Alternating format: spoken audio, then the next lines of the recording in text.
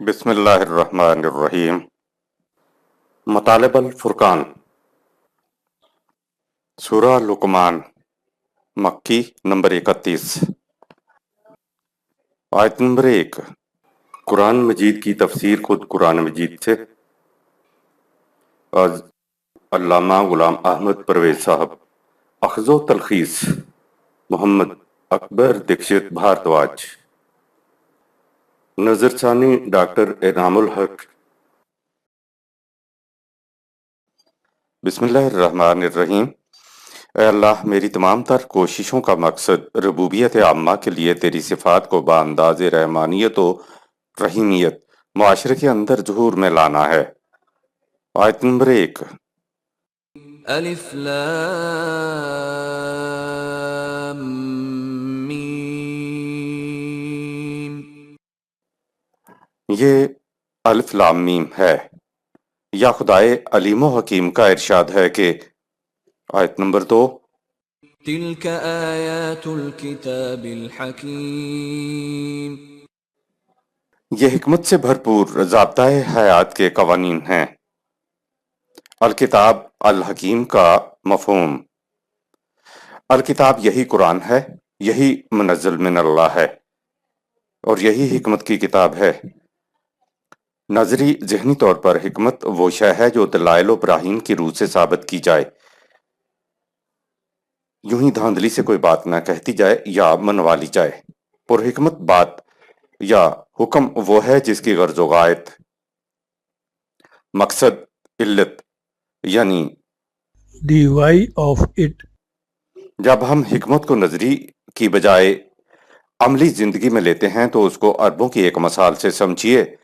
اگر بھیڑ بکریاں راستے کے بیچوں بیچ چلنے کی بجائے ادھر ادھر بھاگ جائیں تو چرواہا ان کو واپس لا کر محفوظ راستے پر چلاتا ہے تاکہ وہ دائیں بائیں نہ ہونے پائیں، تو یہ بیچوں بیچ طریق یا راستہ ہوتا تھا۔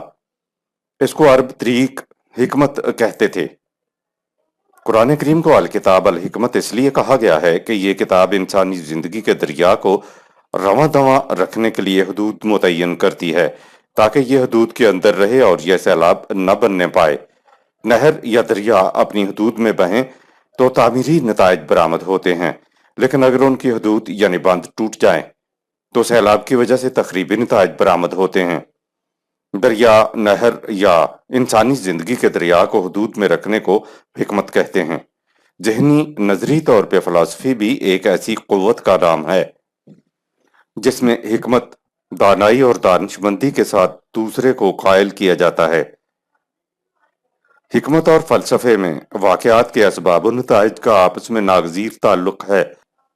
فلسفہ کرتا یہ ہے کہ انسان کے منتشر خیالات کو ایک خاص راستے کے اندر لے آتا ہے۔ اسی کو منطق، لاجک کہتے ہیں کہ اسباب و علل کی طرح بات میں سے بات بنے کہ اس کی وجہ یہ ہوئی اور اس کی وجہ وہ ہوئی۔ اگر یہ قاعدہ چھوڑ دیا جائے تو انسان ذہنی انتشار میں مبتلا ہو جاتا ہے۔ آیت نمبر 3۔ ہدی ورحمۃ للمحسنین۔ ان قوانین میں محسنین یعنی حسن کارانہ انداز سے زندگی بسر کرنے والوں کے لیے سیدھے راستے کی طرف رہنمائی اور ان کی صلاحیتوں کی نشو و نما کا سامان ہے۔ قرآن کریم کا مقصد نیز متقین کا مفہوم۔ اوپر سورہ 31 آیت نمبر 2 میں قرآن کو کتاب الحکیم کہا تو اس آیت میں کتاب الحکیم کا مقصد the why of it. بتا دیا کہ ہدم و رحمت للمحسنین، سورہ 31 آیت 3۔ یہ محسنین کے لیے ہدایت ہے اور اس میں ان کے جسم و ذات کے لیے سامان نشو و نما ہے۔ سورۃ البقرہ میں قرآن کریم کے تعارف میں بتایا گیا ہدی للمتقین، سورہ 2 آیت نمبر 2۔ قرآن میں ہدایت ہے متقیوں کے لیے، یعنی ان کے لیے ہدایت ہے جو راستے کے خطرات سے خاردار جھاڑیوں سے محتاط انداز میں بچتے ہوئے گزرنا چاہیں۔ ہدایت کے لیے یہ پہلی شرط ہے کہ انسان ذہن میں تہیہ کر لے کہ مجھے خطرات سے بچ کر چلنا ہے، مجھے الجھنا نہیں ہے۔ یہ منفی پہلو ہوا۔ محسنین کا مفہوم۔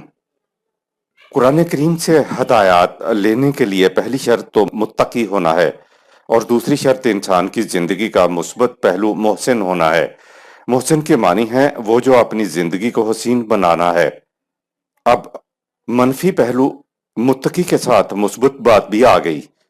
انگریزی زبان میں محسن لفظ کے لیے بیوٹیفیکیشن ہے۔ گویا ہدایات کی ضرورت متقیوں کو ہے اور محسنین کو ہے، جو معاشرہ اور خود اپنی زندگی کو حسین بنانا چاہتے ہیں۔ زندگی کے مسافر کو تقوی اور محسن ہونے کے ساتھ تیسری ضرورت سامان نشو و نما کی ہوتی ہے۔ اس کے لیے کہا وَرَحْمَتً، سورہ 31 آیت نمبر 3۔ رحمت کے معنی زاد سفر یعنی سامان نشو و نما کے ہیں۔ اس آیت میں 3 الفاظ آئے ہیں، یعنی ہدن، رحمتن اور محسنین۔ سورہ 31 آیت نمبر 3۔ کائنات، معاشرے اور خود اپنی ذات کو حسین بنانے والوں کو سب سے پہلے تو صحیح منزل، صحیح راستے کا علم ہونا چاہیے۔ یہ ہے ہدن۔ راستے پر چلنے والے مسافر کو دوسری چیز زاد سفر کی ضرورت ہوگی، جو اسے خرید کر نہیں لینا ہوگا، رحمت کے طور پر مفت ملے گا۔ یہ ہے رحمت۔ قرآنی نظام نہ صرف صحیح راستہ دکھاتا ہے بلکہ زندگی کے سفر میں ضرورت پڑنے پر سامان نشو و نما کو Midway Hotels. پر مفت فراہم کرتا ہے۔ جو راستے کے خطرات سے بچتے ہوئے محتاط انداز میں راستہ طے کرتے ہیں وہ تو متقی ہوئے۔ اس کے بعد زندگی کو خوشنما اور حسین بنانے کے لیے اپنی کمائی سے جو سامان نشو و نما ملتا ہے اس کو دوسروں کی ضروریات پورا کرنے کے لیے کھلا رکھتے ہیں، تاکہ ضرورت مندوں کی زندگی احسن ہو جائے، متوازن ہو جائے اور دینے والوں کا شمار محسنین میں ہو جائے۔ یہ ہوتے ہیں محسنین۔ آیت نمبر 4۔ الذين يقيمون الصلاة ويؤتون الزكاة وهم بالآخرة هم يوقنون۔ وہ محسنین لوگ جو نظام الصلاۃ قائم کرتے ہیں اور جو نوع انسانی کو سامان پرورش بہم پہنچاتے ہیں، یہی لوگ دراصل اخروی مستقبل کی زندگی پر یقین رکھتے ہیں۔ سورہ 2 آیات 2 تا 4۔ اس آیت سے ملتے جلتے الفاظ سورہ 2 آیات 2 تا 4 میں بھی آئے ہیں۔ اس آیت اور سورۃ البقرہ کی آیات میں آیا ہے وَهُمْ بِالْآخِرَةِ هُمْ يُوقِنُونَ۔ سورہ 31 آیت 4 اور سورہ 2 آیت 4 یہی لوگ ہیں جو اخروی مستقبل کی زندگی پر یقین رکھتے ہیں۔ سورہ البقرہ میں متقین کی خصوصیات بتائیں کہ وہ غیب پر ایمان لاتے ہیں، نظام الصلاۃ و زکوٰۃ قائم کرتے ہیں، جو کچھ ان کی طرف نازل کیا جاتا ہے اور سابقہ اقوام کی طرف جو نازل ہوا تھا اس پر ایمان لاتے ہیں۔ ان متقین کے لیے کہا کہ یہی وہ لوگ ہیں جو اخروی مستقبل کی زندگی پر ایمان رکھتے ہیں۔ یہاں اس آیت میں محسنین سورہ 31 آیت نمبر 2 کی خصوصیات بتائیں کہ یہ نظام الصلاۃ و زکوٰۃ قائم کرتے ہیں۔ انہی کے متعلق فرمایا کہ یہ لوگ اخروی زندگی پر یقین رکھتے ہیں۔ سورہ البقرہ کی مندرجہ بالا آیات اور اس سورہ کی اس آیت کو ملا کر پڑھنے سے صاف واضح ہوتا ہے کہ متقین اور محسنین ایک ہی سکے کے دو رخ ہیں، یعنی مومن وہ ہوتا ہے جو متقی اور محسن دونوں خصوصیات اپنے اندر رکھتا ہے۔ نماز، روزہ، زکوٰۃ، حج اور جہاد سب اسلامی نظام الدین کے اجزاء ہیں۔ جب ان کو نظام الدین کے اندر رہ کر ادا کیا گیا تو انہی اجزاء نے اپنے نتائج برآمد کیے تھے۔ اب تمام دنیا میں اسلامی نظام الدین کہیں نہیں ہے تو ان اجزاء کے نتائج بھی برآمد نہیں ہو رہے ہیں۔ زکوٰۃ کے معنی ہے وہ سامان نشو و نما جس سے دوسروں کا توازن قائم ہو جائے۔ محسنین لوگوں اور معاشرے کا توازن قائم کرنے والے ہوتے ہیں۔ 2.5% مال سے زکوٰۃ نکالنے کا قرآن میں ذکر نہیں ہے۔ اگر قرآنی یا اسلامی نظام میں رہ کر الصلاۃ و زکوٰۃ کی ادائیگی کی جائے تو اس کا لازمی نتیجہ کائنات، معاشرہ اور خود اپنی زندگی احسن توازن بدوش یعنی خوشگوار اور خوشحال ہوتی چلی جائے گی۔ اگر ایسا نہیں ہو رہا ہے اور یقیناً ایسا نہیں ہو رہا ہے تو اس کا مطلب یہ ہے کہ ہم قرآنی نظام میں نظام کے اجزاء کی ادائیگی کی بجائے مذہب اسلام میں قرآنی نظام کے اجزاء کی ادائیگی کر رہے ہیں۔ یہ یاد رکھنے کی بات ہے کہ تخلیق کرنا صفت تقوی کے تحت نہیں آتا بلکہ صفت محسن کے تحت آتا ہے۔ الصلاۃ سے متعلق تشریح سورۃ البقرہ کی آیت 3 کے تحت ملاحظہ فرمائیں۔ الزکوٰۃ کا مفہوم۔ پرندوں کی زندگی انفرادی ہے، اس لیے ان کی صلاۃ انفرادی طور پر ان کو ودیت کر دی گئی ہے۔ ان کے برعکس انسان کی زندگی اجتماعی ہے، اس لیے ان کی اجتماعی زندگی کے لیے خدا نے وحی کے ذریعے اجتماعی نظام الصلاۃ دے دیا۔ اس نظام کے دو بنیادی حصے ہیں، ایک الصلاۃ ہے جس کے تحت معاشرے کا اجتماعی نظم و نسق یعنی سوشل آرڈر آ جاتا ہے، دوسرا حصہ الزکوٰۃ ہے جس کے تحت افراد معاشرہ کو سامان نشو و نما دینے والا نظام یعنی اکانومک آرڈر آ جاتا ہے۔ الزکوٰۃ کا مفہوم یہ ہے کہ اپنی پوری استعداد کے مطابق سامان نشو و نما نظام کے لیے کمایا جائے اور نظام سے اپنی ضرورت بھر لیا جائے۔ اگر ان دونوں نظاموں کو ساتھ ساتھ چلایا جائے تو انسان کی انفرادی اور اجتماعی زندگی احسن ہو جاتی ہے، اور ایسے کرنے والوں کو محسنین کہتے ہیں۔ صرف نظام صلاۃ سے انسانی معاشرے کی زندگی احسن نہیں ہو سکتی، اس کے ساتھ نظام زکوٰۃ کو بھی ساتھ لے کر چلنا ہوتا ہے۔ یہی وجہ ہے کہ قرآن نے ان دونوں کا ذکر عموماً اکٹھا ہی کیا ہے۔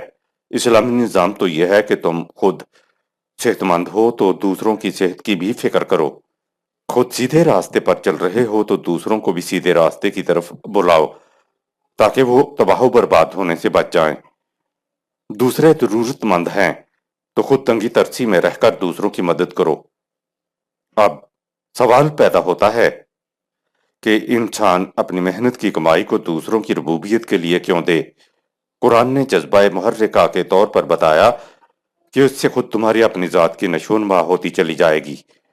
جس نے موت کے بعد زندگی کی مزید ارتقائی منازل طے کرنا ہے، اگر انسانی ذات کی نشو و نما نہ ہو سکی تو زندگی موت کے بعد مزید مراحل طے نہ کر پائے گی اور اس کی زندگی ایک مقام پر ٹھہر جائے گی۔ زندگی کا ایک مقام پر ٹھہر جانا ہی تو جہنم یا جہنم ہے۔ اگر جذبہ محرکہ نہ ہو تو انسان اپنی محنت کی کمائی کو کسی دوسرے کو نہیں دے سکتا۔ چین اور روس کے پاس جذبہ محرکہ نہ تھا، اس لیے ان کا نظام ناکام رہ گیا۔ قرآن نے تو ایک مقام پر خود کہا ہے کہ جو اخروی زندگی پر ایمان نہیں رکھتا وہ ادائے زکوٰۃ کا فریضہ ادا نہیں کر سکتا، لہذا دوسروں کو سامان زیست دینے کے لیے، اپنے معاشرے کو خوشگوار بنانے کے لیے اپنی ذات اور حیات اخروی پر ایمان ضروری ہے۔ زکوٰۃ کے موضوع پر سورہ توبہ کی آیت 60 کے تحت ملاحظہ فرمائیں۔ آیت نمبر 5۔ أولئك على هدى من ربهم وأولئك هم المفلحون۔ الصلاۃ و الزکوٰۃ قائم کرنے والے یہی لوگ ہیں جو نظام ربوبیت خداوندی والے سیدھے راستے پر چلتے ہیں، اور یہی وہ لوگ ہیں جن کی کھیتیاں پروان چڑھتی ہیں۔ سورۃ دعا آیت 5۔ مفلحون اور آخرت کا مفہوم۔ قرآن عام طور پر کھیتی کی تشبیہ دیتا ہے۔ عمل کے دانے کو برومند ہونے کے لیے ایک وقفہ چاہیے، مسلسل حفاظت چاہیے، مسلسل قانون کا اتباع چاہیے، تب جا کر ایک دانہ 700 دانے دیتا ہے۔ یہ جو آخر میں فصل اٹھاتے ہوئے کم یا زیادہ فصل ملتی ہے وہ آخرت کا نتیجہ ہے۔ آخرت کے معنی مستقبل کے ہیں۔ جو کسان مستقبل پر یقین نہیں رکھتا وہ بیج بوتا ہی نہیں، محنت کرتا ہی نہیں۔ کھیتی کی بڑی ہی برجستہ مثال ہے۔ کسان اپنے ایمان کی وجہ سے 6 مہینے بغیر کسی معاوضے کے محنت کرتا چلا جاتا ہے۔ یہی انسانی اعمال کی مثال ہے کہ ایمان کی بدولت انسان اپنے اعمال حسنہ میں تواتر اور تسلسل رکھتا ہے۔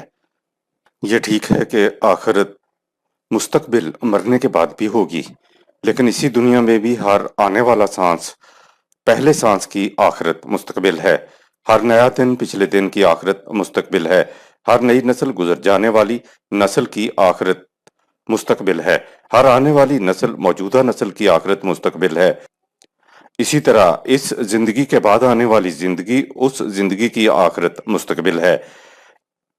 اس دنیا میں بھی وہی قوم مفلح ہو سکتی ہے جو صرف اپنا ہی خیال نہ کرے بلکہ آنے والی نسلوں کا بھی خیال کرے، یعنی اپنے مستقبل کا خیال رکھے۔ آیت نمبر 6۔ ومن الناس من يشتري لهو الحديث ليضل عن سبيل الله بغير علم ويتخذها هزوا أولئك لهم عذاب مهين۔ ان محسنین کے برعکس لوگوں میں ایسے بھی ہیں جو زندگی کے بلند مقصد کی بجائے طبعی زندگی کی عارضی اور بے معنی مسرتوں ہی کو ترجیح دیتے ہیں تاکہ لوگوں کو بغیر علم کے اللہ کے راستے سے گمراہ کریں اور قوانین خداوندی کا مذاق اڑائیں۔ یہی لوگ ہیں جو آخر کار ذلت آمیز عذاب میں مبتلا ہوتے ہیں۔ آیت نمبر 7۔ وَإِذَا تُتْلَى عَلَيْهِ آيَاتُنَا وَلَّى مُسْتَكْبِرًا كَأَن لَّمْ يَسْمَعْهَا كَأَنَّ فِي أُذُنَيْهِ وَقْرًا فَبَشِّرْهُ بِعَذَابٍ أَلِيمٍ۔ اور جب ان کے سامنے ہمارے قوانین پیش کیے جاتے ہیں تو نہایت متکبرانہ انداز میں اس طرح منہ پھیر لیتے ہیں گویا ان کے کانوں میں ڈانٹ ہیں، جس کی وجہ سے انہوں نے سنا ہی نہیں کہ کیا کہا گیا ہے۔ ان کو آگاہ کر دو کہ ان کی یہ روش انہیں بڑے الم انگیز عذاب میں مبتلا کر دے گی۔ آیت نمبر 8۔ ان الذين آمنوا وعملوا الصالحات لهم جنات النعيم۔ ان کے برعکس جو لوگ ہمارے قوانین کی صداقت پر یقین رکھتے ہیں اور انسانی معاملات کو سنوارنے والے کام کرتے ہیں، ان کے لیے دنیا و آخرت میں پر آسائش زندگی ہوگی۔ آیت نمبر 9۔ خالدین فیہا وعد اللہ حقا وہو العزیز الحکیم۔ پر آسائش زندگی میں وہ ہمیشہ رہیں گے، یہ خدا کا وعدہ ہے جو ٹھوس حقیقت بن کر سامنے آئے گا، کیونکہ خدا بڑی قوتوں کا مالک ہے اور اس کا ہر فیصلہ حکمت پر مبنی ہوتا ہے۔ انسانی صلاحیتیں باہر سے نہیں بلکہ اندر سے برومند ہوتی ہیں۔ خدا نے انسانی ذات میں مضمر حالت میں، خوابیدہ حالت میں، غیر نشو و نما حالت میں کچھ صلاحیتیں رکھ دی ہیں۔ قرآنی پروگرام کہیں باہر سے لا کر انسان کو کچھ نہیں دیتا، بلکہ یہ انسان کو عطا کردہ مضمر صلاحیتوں کے حسن میں نکھار لاتا چلا جاتا ہے، جس سے دنیا و آخرت کی زندگی خوشگوار ہوتی چلی جاتی ہے۔ دراصل جسے صحت کہتے ہیں وہ اندر سے صالح خون کا پیدا ہونا ہے۔ اگر جسم میں صالح خون پیدا ہو رہا ہے تو چہرے پر بھی سرخی دوڑنے لگتی ہے۔ چہرے پر سرخی لگانے سے انسان کی صحت نہیں ہوتی، زندگی اندر کی کیفیت کا نام ہے۔ قرآن کے اعمال صالح پروگرام سے انسان کی اخلاقی زندگی اندر سے خوشگوار ہو جاتی ہے، جس کا لازمی نتیجہ لہم جنت النعیم خالدین فیہا سورہ 31 آیات 8-9 ہے، یعنی دنیا و آخرت میں خوشگوار اور پر آسائش زندگی ہوتی ہے۔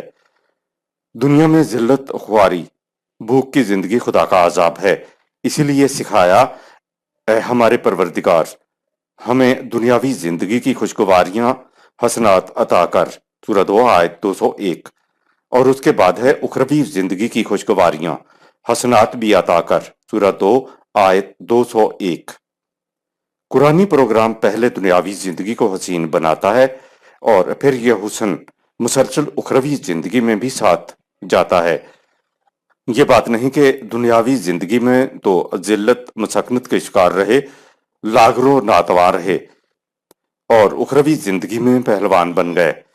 قرآن دنیاوی زندگی سے متعلق خوشگواریوں توانائیوں اور اعلون کیفیت کے لیے بھی جنت ہی کا لفظ لاتا ہے۔ صداقت اور حق میں فرق۔ وعد اللہ حقاً سورہ 31 آیت نمبر 9۔ جب تک کوئی نظریہ، کوئی بات، کوئی کلمہ ذہنی رہے تو وہ صداقت ہے، اور جب نظریے پر عمل سے اس کے دعویٰ کے مطابق ٹھوس اور محسوس نتائج سامنے آ جائیں تو وہ نظریہ حق ہوتا ہے۔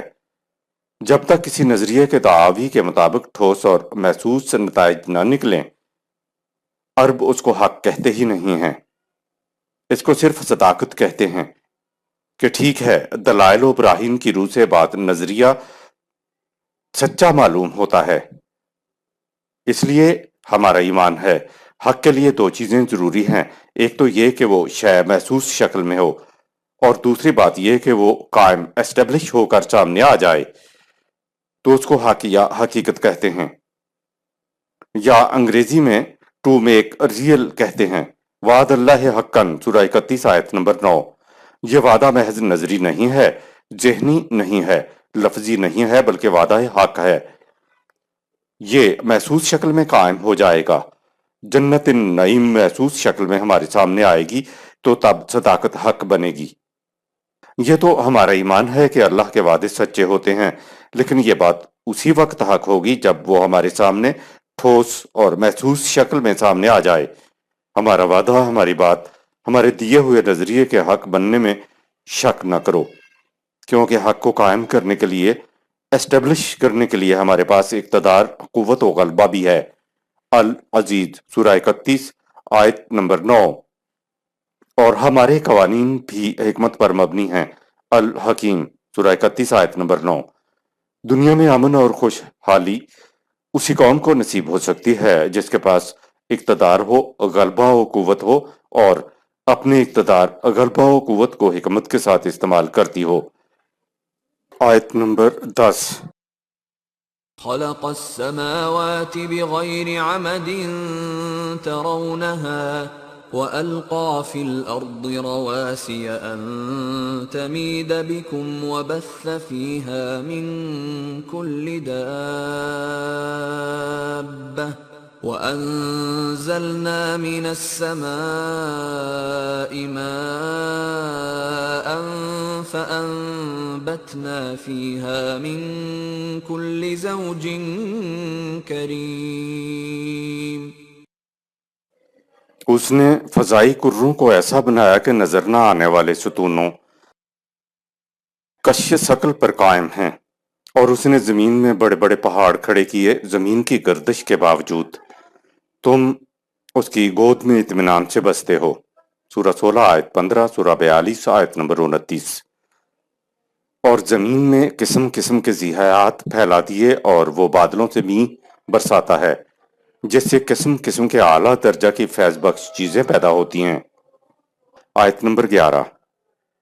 هذا خلق الله فأروني ماذا خلق الذين من دونه بل الظالمون في ضلال مبين۔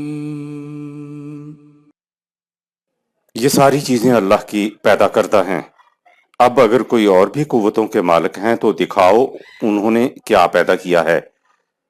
خدا کے سوا کسی نے کوئی چیز پیدا نہیں کی، بلکہ بات دراصل یہ ہے کہ یہ ظالم لوگ ایک واضح گمراہی میں مبتلا ہیں۔ ظلم سے بڑھ کر گمراہی کوئی اور نہیں۔ جو اپنا نہیں ہے اس کو سمیٹ کر اپنا بنا کر بیٹھ جانا انتہائی ظلم ہے۔ خدا کا حصہ بھی سمیٹ لینا ظلم ہے۔ ظاہر ہے کہ جو چیزیں خدا نے پیدا کی ہیں تو وہ سب خدا کی ملکیت ہیں، اور اس کی ملکیت کو اسی کے قانون کے مطابق تقسیم ہونا چاہیے۔ عربی میں جس شے کو جس مقام پہ ہونا چاہیے وہاں نہ رکھا جائے تو اسے ظلم کہتے ہیں۔ اس ظلم میں پہلی چیز تو یہ کہ خدا کو اس کے مقام خدائی سے اتار کر نیچے لے آنا ہے کہ یہ تیری ملکیت نہیں ہے، یہ ظلم ہے۔ دوسرا ظلم یہ کہ انسان کو اس مقام سے اونچا لے جانا جس کا یہ مالک یا مستحق نہیں ہے، یعنی اس کو خدا کی پیدا کردہ اشیاء کا مالک یا مستحق بنا دینا، یہ بھی ظلم ہے۔ پہلا ظلم تو یہ کہ تمام متنفس کے لیے پیدا کردہ سامان زیست سمیٹ کر لے جانا یا صرف اپنے خاندان، اپنی قوم، اپنے ملک کے لیے سمیٹ لینا، یہ پہلا ظلم ہے۔ دوسرا ظلم یہ کہ خدا نے جو پیدا کیا تھا وہ اس کی ملکیت تھی، اس کو اپنی ملکیت بنا لینا ظلم ہے۔ تیسرا ظلم یہ کہ جن کی یہ اشیاء نہیں ہیں ان کو انہیں دے دینا، اسی لیے کہا الظالمون فی ضلال مبین، سورہ 31 آیت نمبر 11۔ اس سے زیادہ کھلی ہوئی گمراہی اور کوئی نہیں، اس سے زیادہ کھلی ہوئی گمراہی کوئی نہیں۔ آیت نمبر 12۔ وَلَقَدْ آتَيْنَا لُقْمَانَ الْحِكْمَةَ أَنِ اشْكُرْ لِلَّهِ وَمَنْ يَشْكُرْ فَإِنَّمَا يَشْكُرُ لِنَفْسِهِ وَمَنْ كَفَرَ فَإِنَّ اللَّهَ غَنِيٌّ حَمِيدٌ۔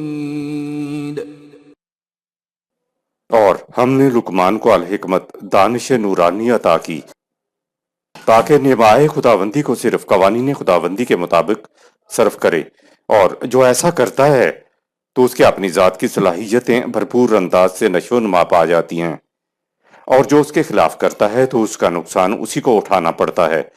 نفع و نقصان پر مبنی نتیجہ اس وقت نکلتا ہے کہ خدا کا قانون نتیجہ خیزیوں کے لیے کسی کا محتاج نہیں ہے، اس کے خودکار قوانین ہر ایک سے بے ساختہ خراج تحسین وصول کر لیتے ہیں۔ کیا حضرت لقمان نبی تھے؟ لقمان لفظ قرآن کریم میں ایک ہی بار صورت میں آیا ہے، نہ تو ان کی کہیں تفصیل دی گئی ہے اور نہ انہیں زمرہ انبیاء کرام میں شامل کیا گیا ہے۔ چونکہ ان کی حکمت کی باتیں عربوں میں مشہور تھیں، اس لیے قرآن نے یہ بھی کہا کہ انہیں حکمت و دانائی کی باتیں عطا کی گئی تھیں۔ اگر حکمت کی باتیں انہیں وحی کے ذریعے دی گئی ہوں تو پھر وہ انبیاء کے زمرے میں آئیں گے، کیونکہ قرآن کریم نے یہ کہا ہے کہ دنیا کی کوئی قوم ایسی نہیں جس میں ہماری طرف سے ہادی نہ بھیجا گیا ہو۔ قرآن نے حضرت لقمان کو زمرہ انبیاء میں شامل نہیں کیا ہے۔ بہرحال ان کا احترام ہم پر لازم ہو گیا ہے کہ خدا نے قرآن کریم میں ان کا نام لے کر ان کے ذکر کو ابدیت سے ہمکنار کر دیا ہے۔ حضرت لقمان کی پرحکمت باتیں اگر وحی کے ذریعے نہ بھی ہوں تو اس لیے قرآن میں آئیں کہ وہ قرآن کی حکمت کے عین مطابق ہیں۔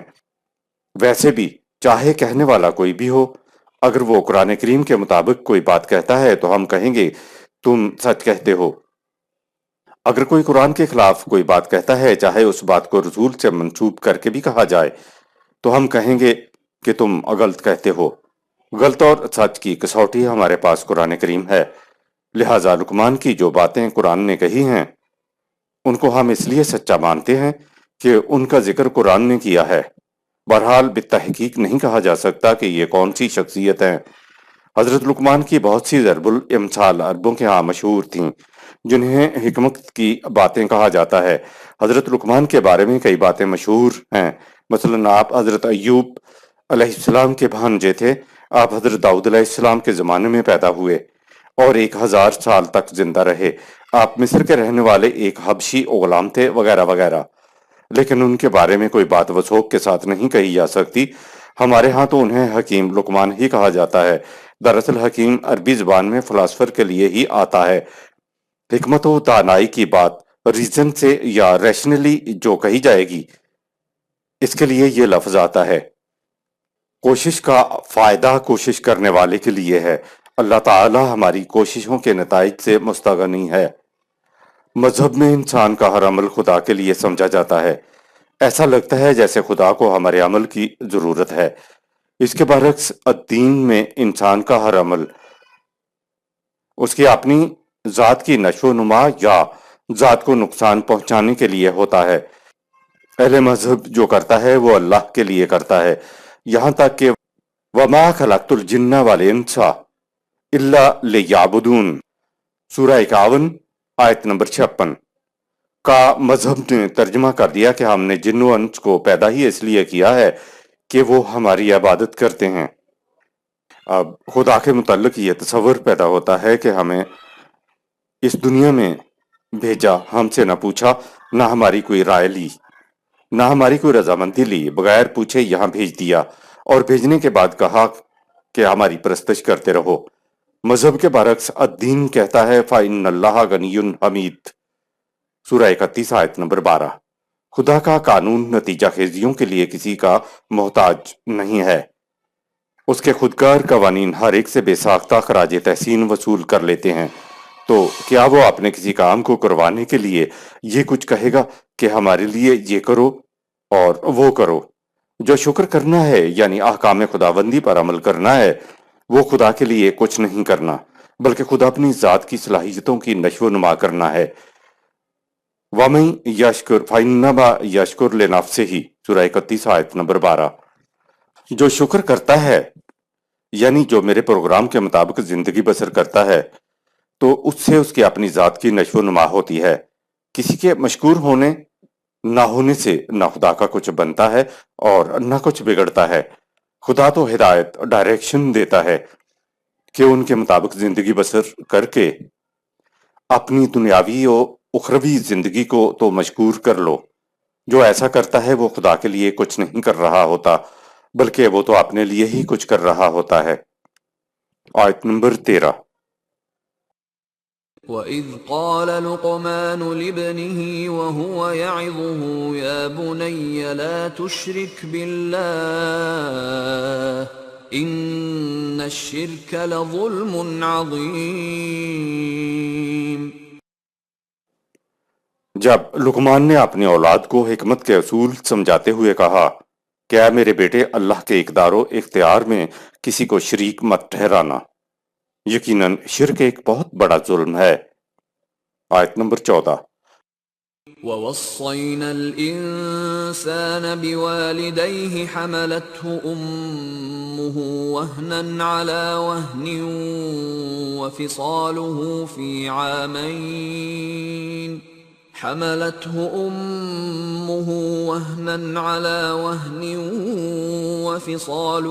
فِي عَامَيْنِ أَنِ اشْكُرْ لِي وَلِوَالِدَيْكَ إِلَيَّ الْمَصِيرُ۔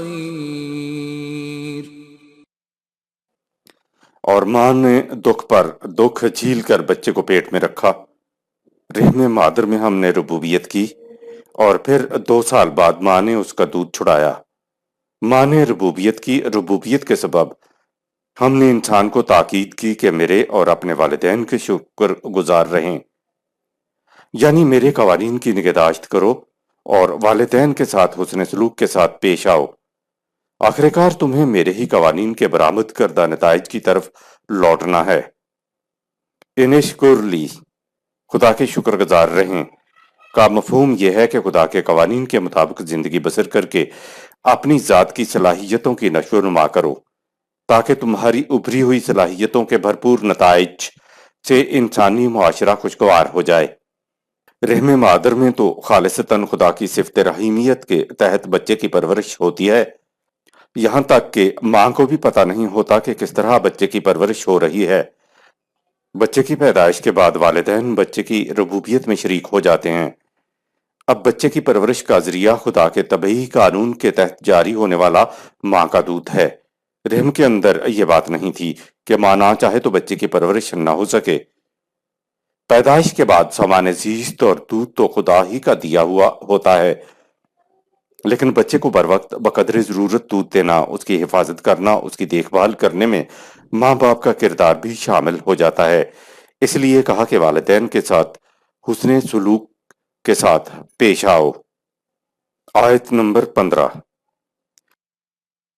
وَإِن جَاهَدَاكَ عَلَىٰ أَن تُشْرِكَ بِي مَا لَيْسَ لَكَ بِهِ عِلْمٌ فَلَا تُطِعْهُمَا وَصَاحِبْهُمَا فِي الدُّنْيَا مَعْرُوفًا وَاتَّبِعْ سَبِيلَ مَنْ أَنَابَ إِلَيَّ ثُمَّ إِلَيَّ مَرْجِعُكُمْ فَأُنَبِّئُكُم بِمَا كُنتُمْ تَعْمَلُونَ۔ اور اگر والدین تم پر زور دیں کہ تم شرک کے مرتکب ہو جس کے متعلق تیرے پاس کوئی دلیل نہ ہو، تو تم ان کی بات نہ ماننا، البتہ دنیاوی معاملات میں ان سے نیک برتاؤ کرتے رہو، اور پیروی صرف ان کے راستے کی کرو جن کا ہر قدم خدا کی طرف اٹھتا ہے۔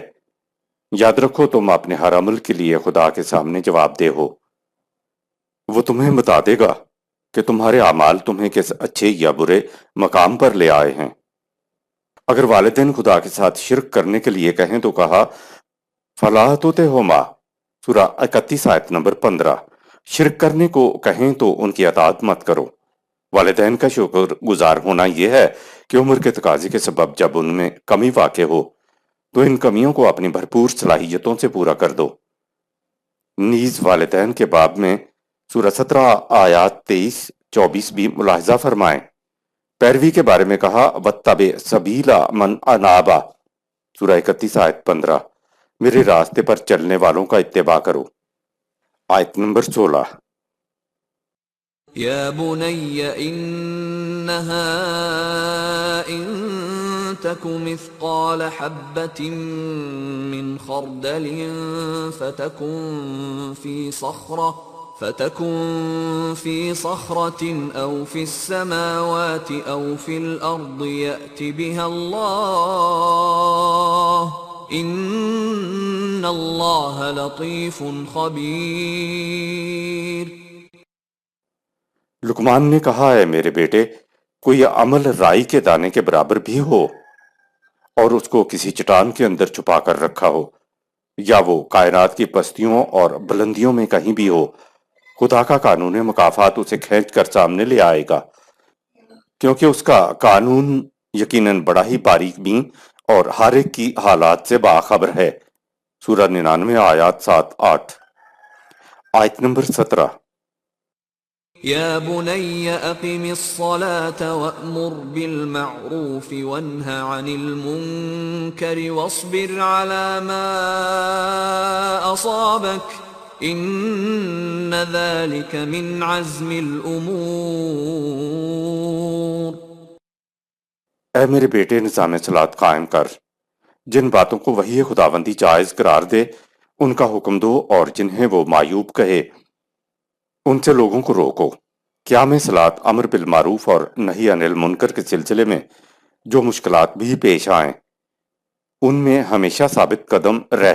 یاد رکھنا مصائب اور مشکلات میں ثابت قدم رہنا بڑی ہمت کا کام ہے۔ صبر کے موضوع پر سورہ 2 آیات 53-55، سورہ 2 آیات 251، سورہ 3 آیات 145-146، آیت نمبر 18۔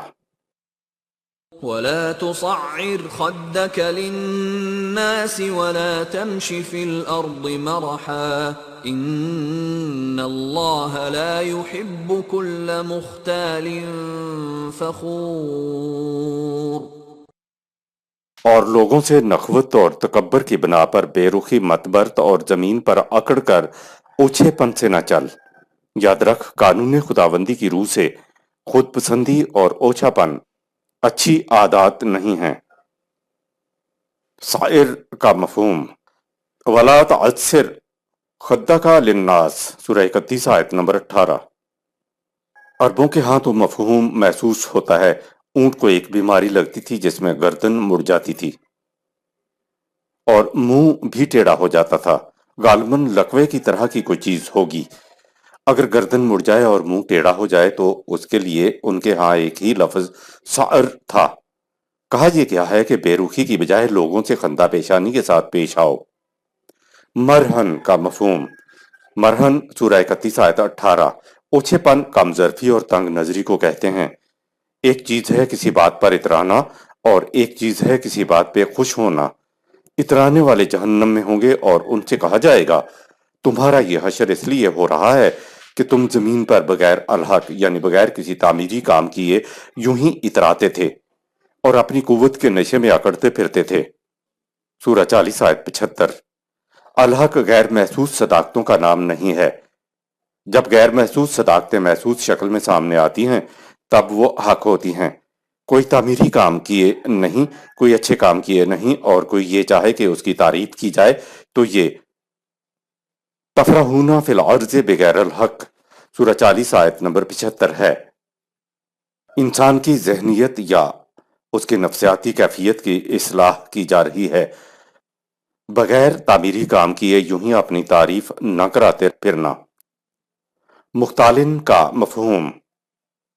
मुख्तालिन सूरह 31 आयत नंबर 18 का मादा खे ये लाम है। इस लफ्ज से हमारे यहाँ ख्याल लफ्ज है।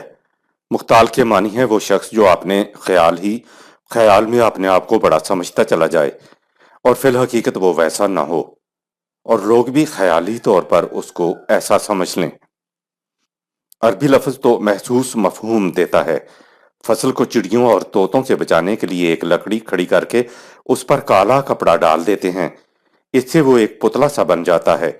अंग्रेजी में इसे स्केयर करो कहते हैं और अरब इस चीज को अल ख्याल कहते हैं। इसके अंदर कुछ नहीं होता, वो सिर्फ परिंदों के लिए एक डरावा होता है। गोया वो शख्स जो हकीकत में तो ऐसा ना हो, लेकिन इसने लोगों को डराने के लिए ऐसा रूप धारा हुआ हो, उसको मुख्ताल कहते हैं। इंसान का मुख्ताल बन जाना अल्लाह को पसंद नहीं है। वो अपने आप को समझता है, हम भी अपने ख्याल में वैसा ही समझ लेते हैं, वरना इसमें डरावे वाली कोई बात नहीं होती। फखूरिन का मफहूम। फखूर सूरा 31 आयत 18। उर्दू जुबान में फख्र का लफ्ज अच्छे मानों में इस्तेमाल होता है कि ये चीज काबिल फख्र है। अरबों के यहाँ भी बाद में ये अच्छे मानों में इस्तेमाल होता है, लेकिन बुनियादी मानी में दूध देने वाले जानवर का बाक हवाना तो भारी हो और बड़ा हो, पूरा हुआ हो, लेकिन उसके अंदर दूध ना हो, या दूध हो भी तो बहुत कम निकले, तो ऐसे बाग को अरब फखार कहते थे। इसके अलावा पक्की मिट्टी से बनाया हुआ मटका खाली हो, बजाओ तो जोर से टन टन की आवाज निकले, तो ऐसा मटका जब तक खाली होता उस वक्त तक अरब उसको फखूर कहते थे, यानी थोथा चना बाजे घना।